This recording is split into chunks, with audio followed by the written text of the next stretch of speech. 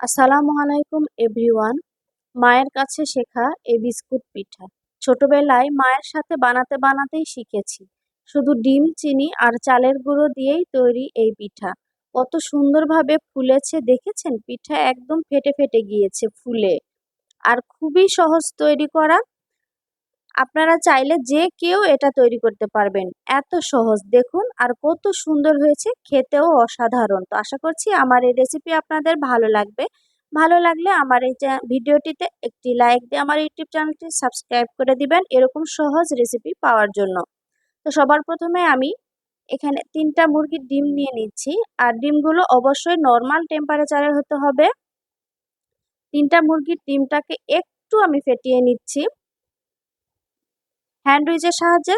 একটু সামান্য ফেটিয়ে নেওয়ার পর আমি এখানে দিয়ে দিচ্ছি 1 কাপ চিনি। চিনির পরিমাণটা আপনারা একটু বাড়িয়ে কমিয়ে নিতে পারেন। তো আমার কাছে মনে হয়েছে 3টা ডিমের সাথে 1 কাপ চিনি ঠিক।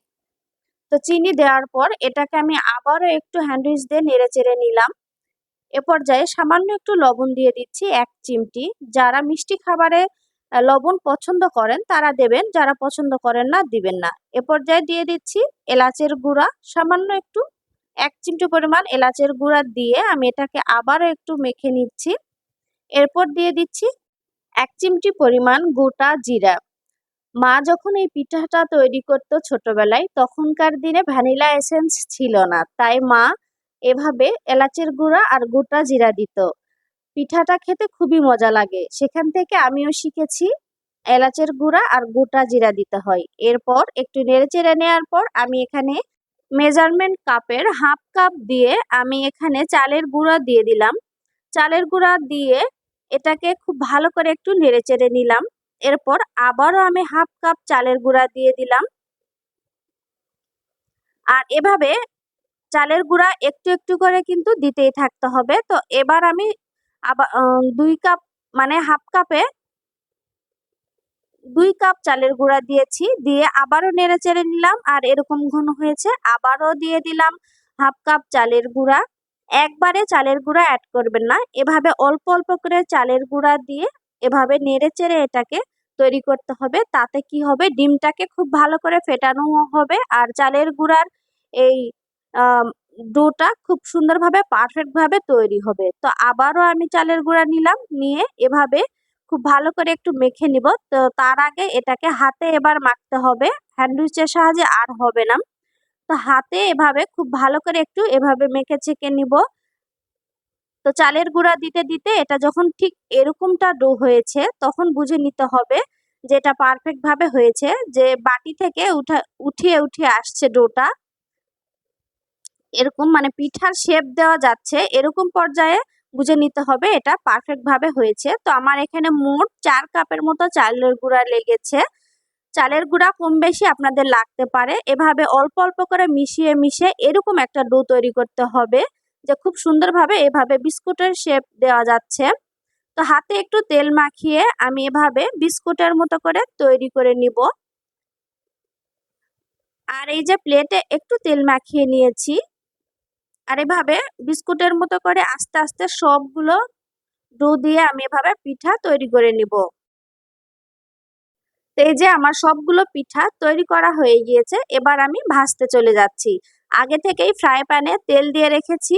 তেলটা খুব ভালোভাবে গরম হয়ে আসলে আমরা এই তেলের মধ্যে পিঠাটাকে ছেড়ে দিব। দেখতেই পাচ্ছেন তেলটা কি পরিমাণ গরম হয়েছে। পিঠা দেওয়ার সাথে সাথে পিঠাটা খুব সুন্দরভাবে ফুলে উঠবে দেখুন।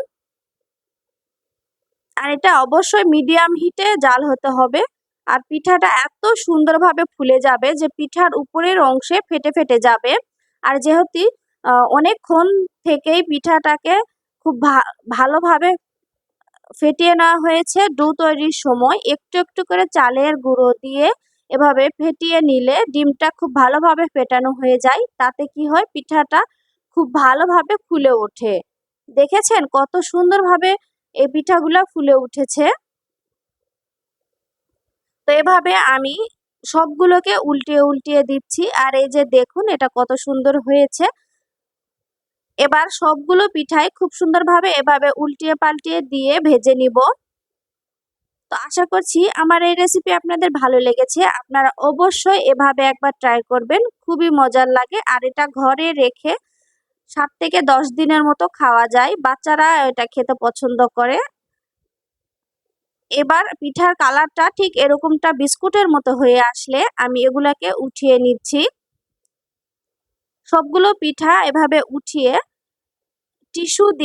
টিস্যুর উপরে রাখতে হবে, কারণ পিঠাতে যে এক্সট্রা তেল থাকে টিস্যুয়ে সে সব তেলগুলা শুষে নিবে। তো আমার সবগুলো পিঠা তৈরি করা হয়েছে আর এটা খুব সুন্দর মুচমুচে হয়েছে, খেতে অসাধারণ হয়েছে। আপনারা এভাবে একবার ট্রাই করবেন।